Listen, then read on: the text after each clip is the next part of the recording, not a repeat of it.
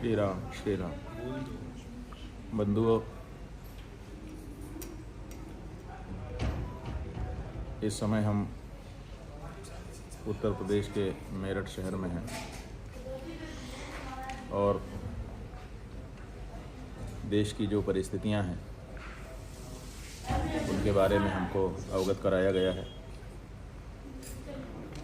जो समाचार हैं वो ये हैं कि पड़ोसी देश पाकिस्तान ने आतंकवादी भेज करके हमारे देश के निर्दोष नागरिकों को पहले मारा और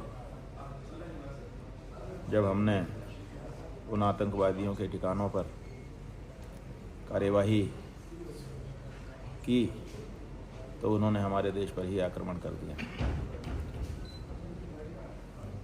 उन्होंने ड्रोन और मिसाइलों का भी प्रयोग किया है। गोलीबारी तो सीमा पर लगातार करते ही रहते हैं और अब उन्होंने हमारे रिहायशी इलाकों में से बहुत को निशाना बनाने की चेष्टा की। कल रात्रि में उन्होंने आक्रमण किया। हालांकि भारत की जो रक्षा व्यवस्था है वो इतनी सुंदर है कि उसने उनके किसी भी आक्रमण का उत्तर दिया, विफल किया और अब ये पाकिस्तान के ऊपर जवाबी कार्रवाई भारत ने की है। इन सब परिस्थितियों में ऐसा लगता है कि ये वातावरण कुछ लंबा समय चल सकता है और इस समय बाकी के सभी कार्यों को रोककर देश के साथ खड़े होने की आवश्यकता है और इसीलिए हमने अपने आगामी जो 2 महीने के कार्यक्रम थे उनको निरस्त कर दिया है, जिनमें छत्तीसगढ़ के भिलाई शहर में होने वाला गौ प्रतिष्ठा महायज्ञ, जिसमें 1 करोड़ आहुतियाँ गौ माता के निमित्त दी जानी थी, जिसकी यज्ञशाला भी तैयार हो गई है। सारी तैयारियां हो चुकी हैं। 3-4 दिन बाद ही वो यज्ञ शुरू होने वाला था। वो कार्यक्रम भी निरस्त कर दिया है। वहाँ के जो आयोजक मंडल है उनसे चर्चा करके वहाँ पर विष्णु पुराण का व्याख्यान भी होना था, वो भी साथ में निरस्त कर दिया गया है। इसी तरह से ज्येष्ठ महीने में ही बिलासपुर छत्तीसगढ़ में जो विशाल गौ प्रतिष्ठा महायज्ञ होने वाला था, जिसमें 1 करोड़ से अधिक आहुतियाँ देने का संकल्प लिया गया था, उसकी भी तैयारियां पूरी हो गई हैं। उस कार्यक्रम को भी अभी के लिए स्थगित किया जाता है ताकि हम सब देश के साथ खड़े हो सकें। बंधुओं, इस समय देश की जो परिस्थिति है उसमें सभी मतभेदों को बुलाकर एक साथ पूरे देश को एकजुट होकर के खड़े होने की आवश्यकता है।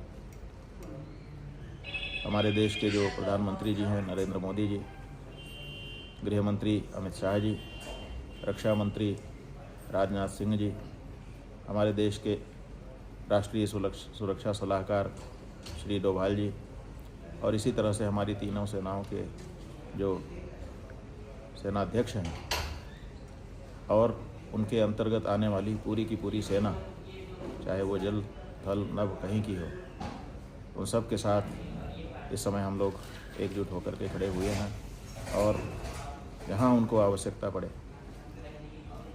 वैसे तो हम धर्माचार्य हैं लेकिन देश के लिए आवश्यकता पड़ने पर सेना के साथ लड़ने के लिए भी तैयार हैं और अगर किसी सेवा शिविर में जाकर के वहाँ पीड़ितों की सेवा करने का प्रसंग आए तो वहाँ भी हम अपने सहयोगियों के साथ जाकर के सेवा करने के लिए भी तैयार हैं।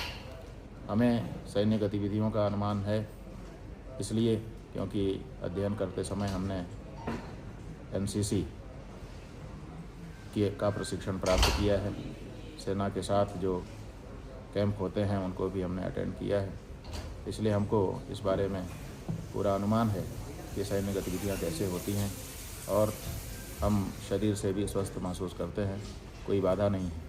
इसलिए अपने सभी आगामी कार्यक्रम 2 महीने तक के निरस्त करके हम पूरी तरह से देश के साथ खड़े हो रहे हैं।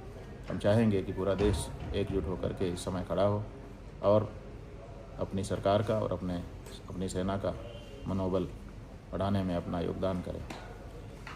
सरकार को या सेना को जहाँ पर भी ज़रूरत होगी, भारत का एक नागरिक होने के नाते हम उसके साथ खड़े हैं। भारत की विजय हो और शत्रु परास्त हों, इसके लिए जो हमारे यहाँ धार्मिक अनुष्ठान होते हैं, उन अनुष्ठानों को भी हम इस अंतराल में संपन्न कराएंगे और सुनिश्चित करेंगे कि भारत जैसे सदा से अपराजेय रहा है वैसे ही अपराजेय भी रहे।